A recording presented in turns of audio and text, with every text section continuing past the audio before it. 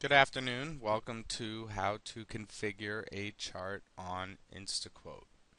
After this training, you'll be able to set up default charts with indicators, adjust your color schemes, change your indicator width, use the drawing tool, and remove trend lines, change time frames, also adjust indicator strength. Okay, so the first thing that we're going to do is review the required indicators. Now you can see the list here that I've compiled for you. I've put together the Bollinger Bands, that should be yellow, and the pen width should be 2. Commodity Channel Index will be color blue. Volume red for down volume and green for up volume. You want to make sure the pen width is 5 on each of those. Also, the MACD, you're going to use the color green. Fast moving average MACD will be black, and MACD moving average will be cyan. Also, we're going to be adding the RSI. You're going to want to use a pen width of 2, and you're going to want to make sure that color is green. Next, we will move down here to the moving averages, and there's a few of them here for you. We have the 10, 20, 40, 50, 100, and 200. You're just going to want to look at these colors and match them up, and also make sure that your pen width is 2 on each of those. Now I'm going to review how to add an indicator. The first thing you do is you right click on the chart. Third one down says indicators, so you click on that, and you'll see I've added all my indicators.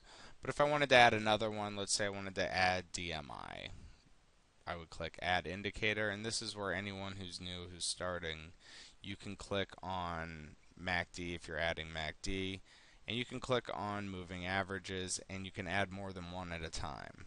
If I wanted to put on balance volume, I would click on that, and it would put all of them in here.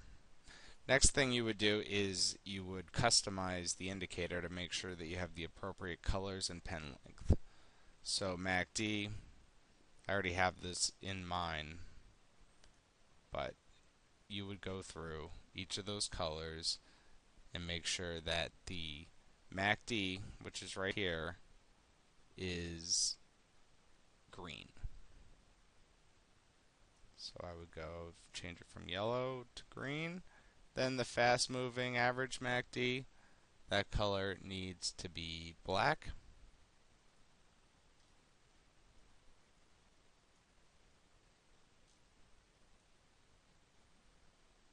And the fast MACD moving average, that's going to be cyan.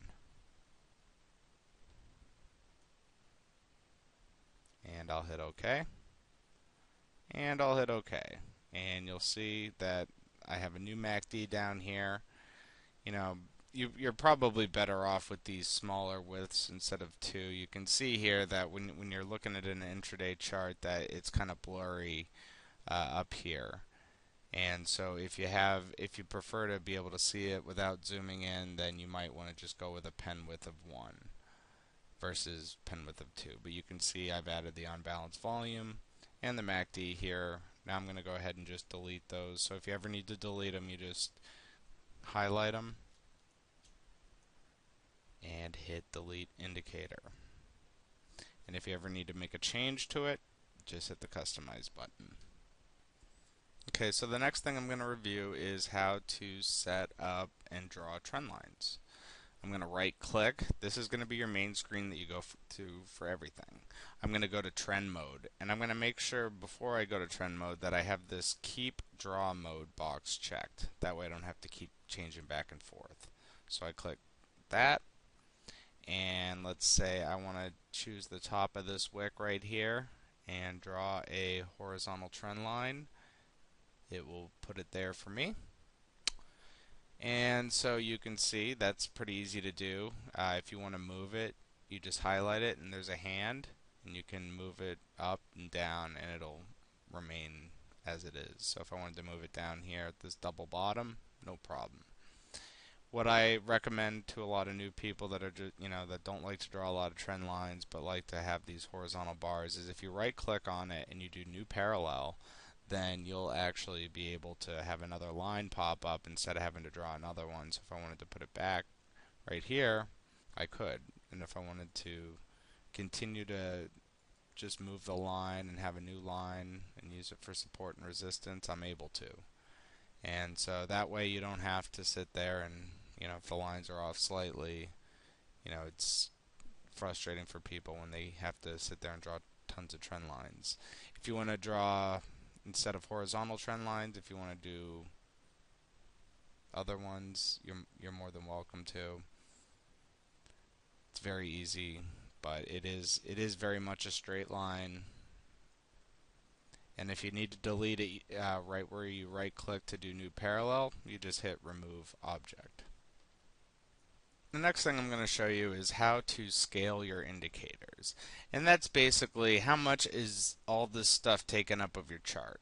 So right now it's taken up a little over half of everything. So while I feel the indicators are important, I don't think they're quite as important as seeing the chart in full detail. So what I'm going to do is I'm going to right click and I'm going to go to scaling.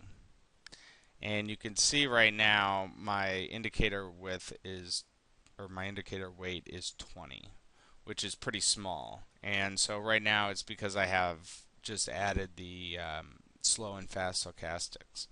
So if I remove them, it'll probably look a little nicer, because you can't really have too many indicators, otherwise you can't really see the price action. So I'm going to go ahead and delete my stochastics.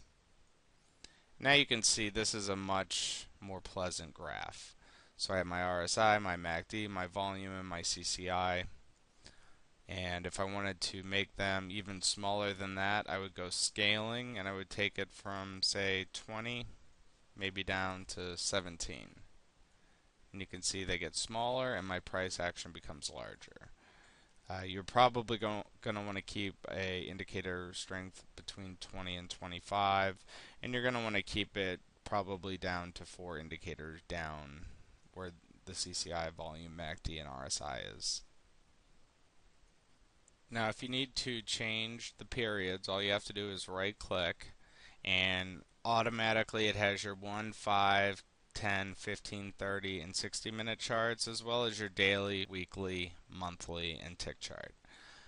What I recommend for people that are looking for a 3-minute chart or any other minute period chart that is not one of these, you go back to that scaling area, and right here where it says intraday, this is the number of periods being represented. So I'm going to go ahead and change it to 3. And you can also remove pre and post market activity. And so you can see it smooths things out a little bit, takes out a little bit of the volatility and some of the erratic prints that you see during pre and post market.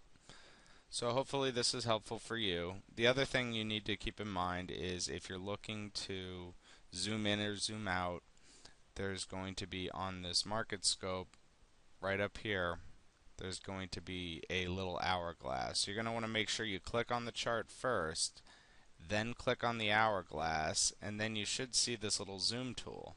And so you just press left click and hold down and highlight the area that you're looking to expand. And there you go. And if you need to zoom out, you can do shorter period or you can do longer period and zoom back in. Hope you found today's tutorial helpful.